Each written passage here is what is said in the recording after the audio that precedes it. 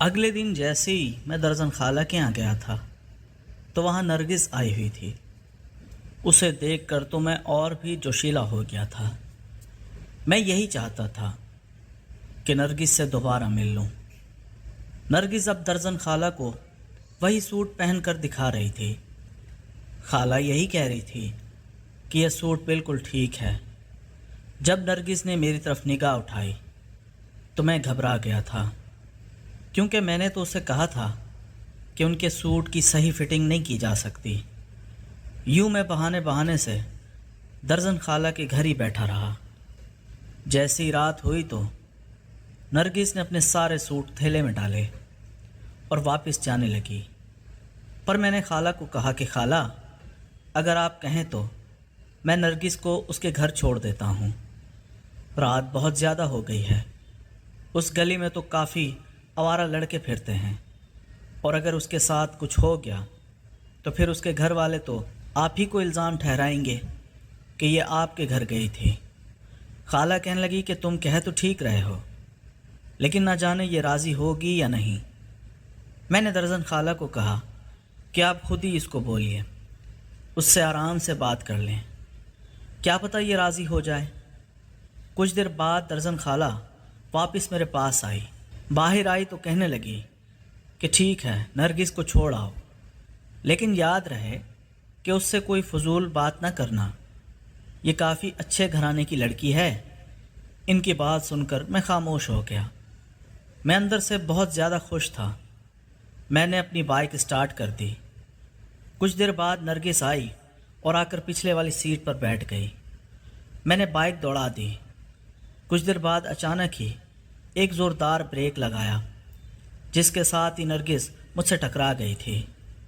میں نے جیسے ہی اسے محسوس کیا تو میرا دل تیزی سے دھڑکنے لگا۔ میرا ایسا ویسا کوئی ارادہ نہیں تھا، لیکن پھر بھی میں نے غلطی سے یکدم بریک لگائی تھی، جس کی وجہ سے نرگس میرے ساتھ آ کر لگ گئی تھی۔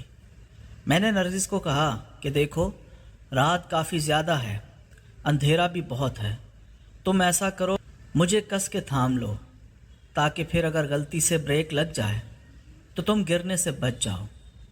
نرگس کہنے لگی کہ ٹھیک ہے۔ یوں اس نے مجھے کس کے پیچھے سے تھام لیا۔ اس طرح میں اسے کافی محسوس کر رہا تھا، جب اچانک ہی نرگس بالکل میرے ساتھ لگ کر بیٹھ گئی۔ اس کی اس حرکت پر میرے ہوش اڑ گئے تھے۔ میں نے کبھی بھی نہیں سوچا تھا کہ نرگس ایسی حرکت کرے گی۔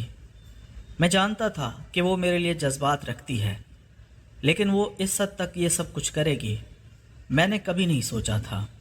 پہلے اس نے ہم دونوں کے بیچ میں وہ تھیلا رکھا ہوا تھا، لیکن اگلے ہی پل وہ مجھ سے کہنے لگی کہ شفیق، ایسا کرو کہ یہ تھیلا تم آگے ہی رکھ لو۔ اس نے وہ تھیلا ہمارے بیچ سے نکال لیا تھا اور یوں وہ میرے ساتھ لگ کر بیٹھ گئی تھی۔ کچھ دیر بعد میں ہلکی سی بریک لگاتا تو نرگس میرے ساتھ ہو کے بیٹھ جاتی۔ اب اس کو محسوس کرنے لگا تھا، ایسا لگ رہا تھا جیسے وہ یہ سب کچھ جان بوجھ کے کر رہی ہو، پر وہ ایسا کیوں کر رہی تھی؟ میرے اندر کے جوش کو ہوا دے رہی تھی۔ میں جانتا تھا کہ میں بھی شغل مزاج کا تھا، لیکن میں نے کبھی نہیں سوچا تھا کہ وہ خود ہی مجھے سگنل دے گی۔ اچانک ہی نرگس کا ایک ہاتھ میری کمر سے ہوتے ہوئے نیچے کی طرف جا رہا تھا۔ میں نے جیسے ہی نیچے دیکھا تو نہ جانے اس کا وہ ہاتھ کس کی تلاش کر رہا تھا، پر میں پھر جان گیا تھا، میں نے کبھی نہیں سوچا تھا کہ نرگس یہ سب کچھ کرے گی۔ اس گلی میں بالکل اندھیرا تھا، صرف میری بائک ہی چل رہی تھی۔ نرگس مجھ سے کہنے لگی کہ شفیق، کیا تم میرا ایک کام کرو گے؟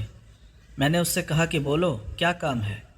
جب وہ کہنے لگی کہ بائک تھوڑی آہستہ چلاؤ، مجھے ایک ضروری کام کرنا ہے۔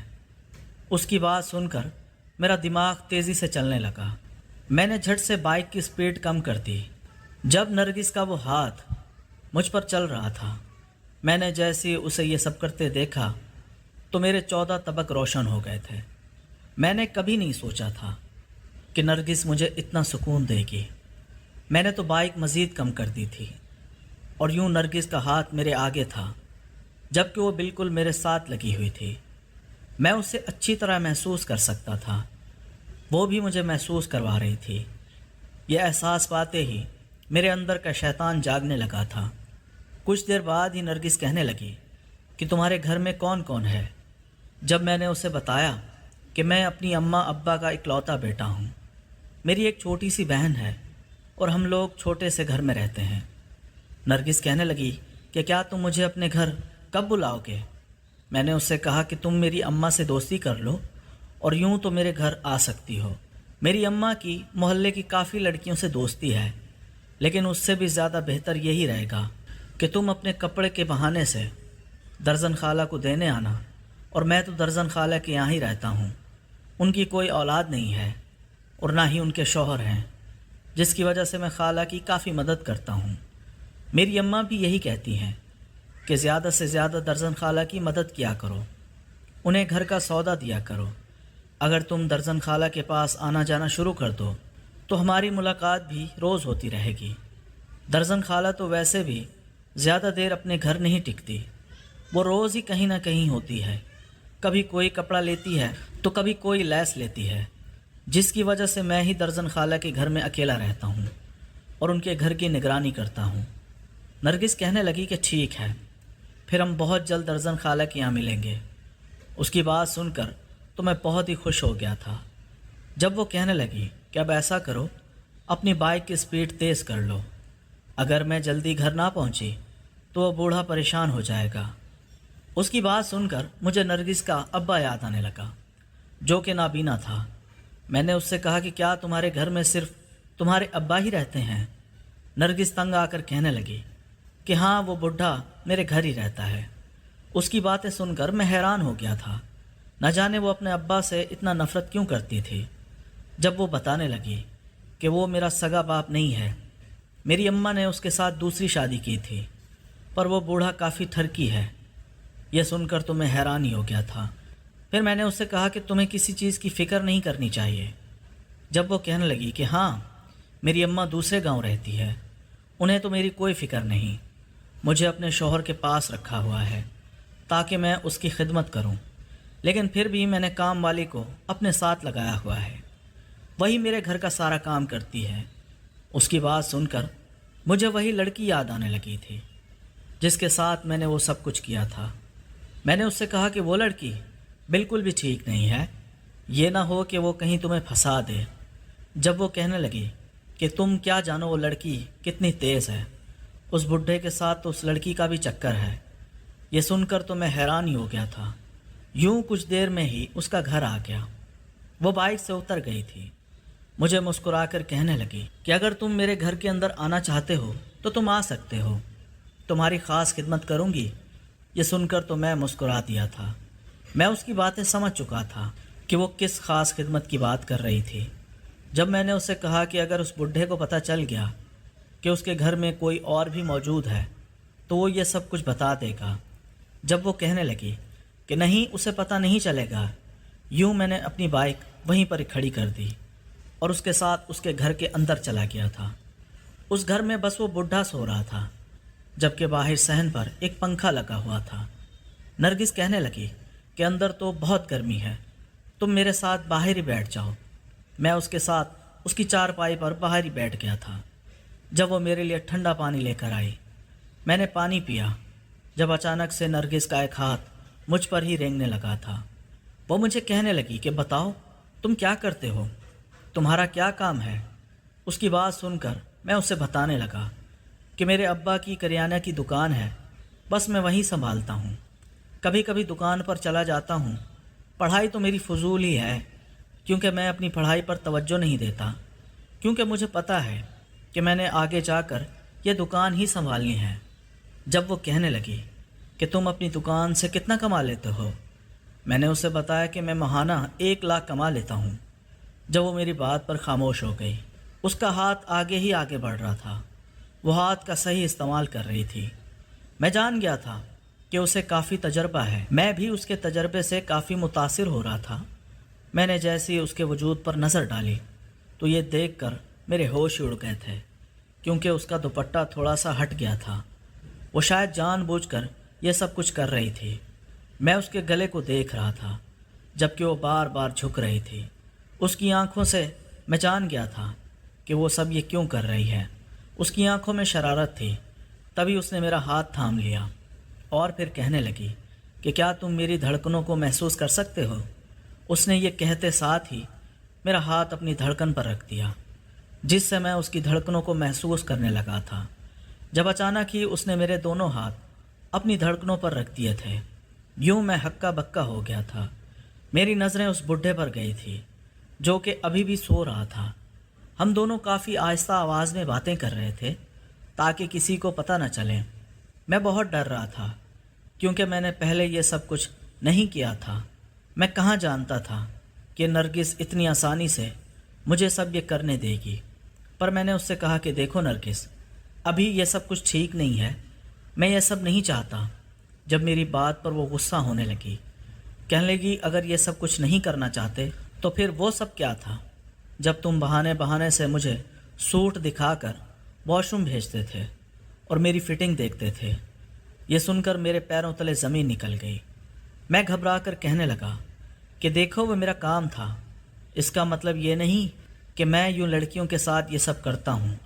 میں نے آج تک کبھی کسی لڑکی کو اس نیت سے نہیں دیکھا، اور وہ تو میرا کام تھا۔ میں تو کافی لڑکیوں کا ناپ لیتا ہوں، وہ لڑکیاں مجھ سے بہت بڑی ہوتی ہیں۔ میں نے کبھی بھی اس نیت سے تمہیں نہیں دیکھا اور نہ ہی کسی اور لڑکی کو دیکھا ہے۔ میری بات پر وہ ناراض ہو گئی تھی۔ جلدی سے اس نے اپنا حلیہ درست کیا اور میرے ہاتھ بھی پیچھے کر دیے۔ جب میں پچھتانے لگا کہ میں نے تو خود ہی اپنے پاؤں پر کلہاڑی مار دی ہے، میں نے سارا مزہ خراب کر دیا تھا، لیکن مجھے کوئی پچھتاوا نہیں تھا، کیونکہ میں جانتا تھا کہ ایک نہ ایک دن اگر میں اس کے پاس چلا گیا تو یہ مجھے اپنا آپ سونپ دے گی۔ پھر مجھے اتنی جلدی کس بات کی تھی؟ میں ویسے بھی لیٹ ہو رہا تھا۔ تبھی میں نے اس سے کہا کہ ٹھیک ہے، میں واپس جاتا ہوں نرگس۔ وہ کہنے لگی کہ ہاں، آئندہ کے بعد تو مجھے دکھائے مت دینا۔ مجھے لگا کہ تم شاید یہ سب کرنا چاہتے ہو، اسی لیے میں نے تمہیں اتنی ڈھیل دی تھی۔ اگر مجھے پتہ ہوتا کہ تم میرا استعمال کر رہے ہو تو میں تمہیں کبھی اپنے قریب نہ آنے دیتی۔ یوں اس کی میں نے کسی بات پر کان نہ دھرے اور یوں میں اپنے گھر چلا گیا۔ لیکن اس دن کے بعد میں نرگس کو کافی یاد کرنے لگا تھا۔ میں بہانے سے درزن خالہ کے گھر جاتا، لیکن نرگس وہاں نہ ہوتی۔ مجھے کافی افسوس ہوتا کہ یہ بات بھی تھی کہ باقی لڑکیوں کو دیکھ دیکھ کر میں اپنے مزے پورے کر لیتا تھا، لیکن نرگس میں کچھ اور ہی بات تھی۔ مجھے اس کا وہ عمل یاد آ رہا تھا جس سے مجھے سکون ملا تھا۔ وہ ان باقی لڑکیوں سے کافی خوبصورت تھی، اس کے نین و نقش بہت خوبصورت تھے، وہ کافی جوان بھی تھی۔ اس کے لمبے بال اس کی خوبصورتی میں مزید اضافہ کرتے تھے۔ میں جو بھی لڑکی دیکھتا تھا مجھے اس کی ہی یاد آتی تھی، لیکن پھر میں نے اپنے دماغ کو سمجھایا کہ مجھے اور لڑکی مل جائے گی۔ ایک روز میں بہانے سے درزن خالہ سے پوچھ لیا کہ خالہ، وہ لڑکی آپ کے پاس پھر کیوں نہیں آئی؟ جب وہ بولی کہ تم کس لڑکی کی بات کر رہے ہو؟ میرے پاس تو لاکھوں لڑکیاں آتی ہیں۔ میرا دل تو کر رہا تھا کہ میں اس کا نام لے لوں، لیکن اگر میں نرگس کا نام لے لیتا تو خالہ نے مجھے چھیڑنے لگ جانا تھا۔ تبھی میں نے کہا کہ وہی لڑکی جس کو میں چھوڑنے گیا تھا۔ وہ بولی کہ لگتا ہے تمہاری اس کے ساتھ دوستی ہو گئی ہے۔ میں نے خالہ کو کہا کہ نہیں، ایسی بات نہیں ہے۔ دراصل جب میں اسے چھوڑنے گیا تھا تو اس کے ابا غصہ ہو رہے تھے۔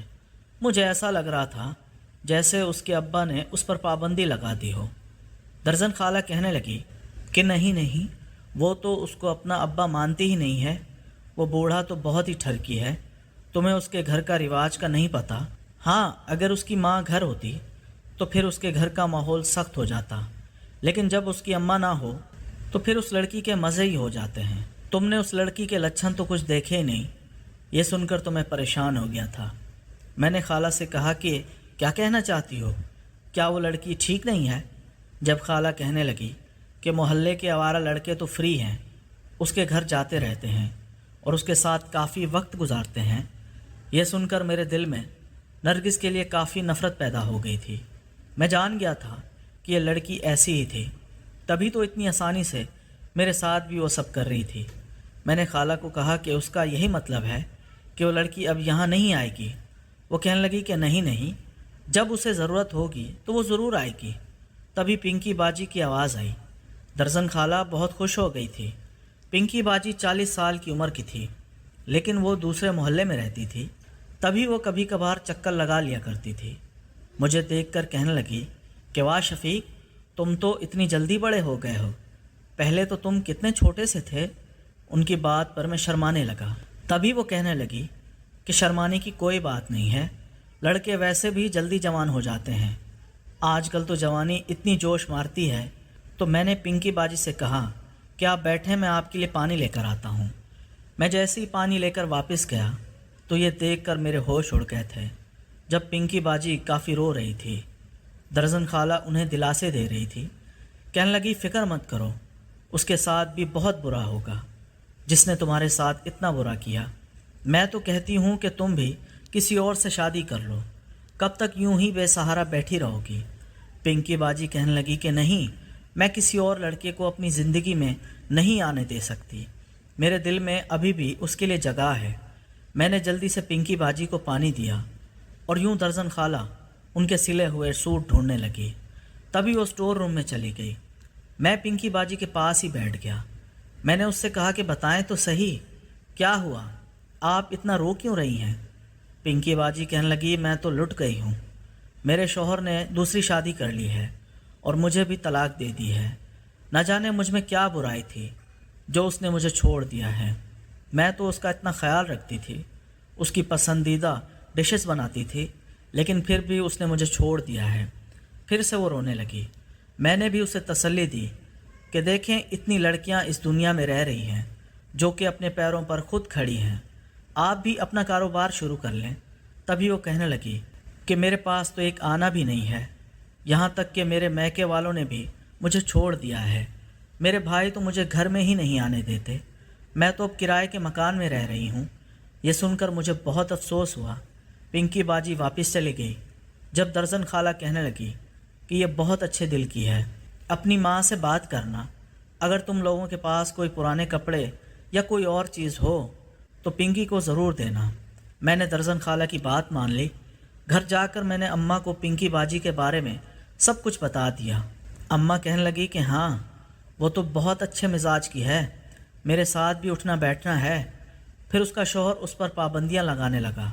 ये क्या, तुम मोहल्ले की औरतों से दोस्ती करती रहती हो।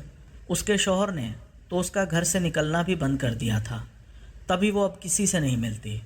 मैंने तो पहले ही उससे कहा था कि तुम ऐसे शौहर से तलाक ले लो। वो नशेई था, आए रोज़ नशा करता रहता था। मैंने अम्मा से कहा कि अम्मा, अगर आपके पास कोई पुराने कपड़े हों तो दे देना, मैं पिंकी बाजी को दे आऊँगा। मेरी माँ कहने लगी कि ठीक है, मैं कल ही कपड़े निकाल दूँगी। यूँ अगले दिन अम्मा ने मेरे सामने इतना बड़ा थैला रख दिया और कहने लगी कि यह पिंकी बाजी के घर दे आओ। मैं भी फ़ौरन तैयार हो गया। अपनी बाइक निकाल कर वो थैला पीछे रखा और पिंकी बाजी के घर जाने लगा। पिंकी बाजी का घर बहुत ही छोटा था। मैं जैसे ही उनके घर गया तो वो दुपट्टा सर पर बांधे सफाई कर रही थी, वो फर्श साफ़ कर रही थी। उन्हें इस हालत में देखकर मैं देखता ही रह गया। वैसे तो वो काफ़ी बड़ी उम्र की थी, लेकिन मैंने जब उन्हें पीछे से देखा तो आंखें फाड़ के देखने लगा। 2 मिनट में ऐसे ही देखने लगा। फिर मैंने गला घुंघार कर पिंकी बाजी, मुझे देखकर संभल गई। तभी कहने लगी अरे शफीक, तुम कब आए।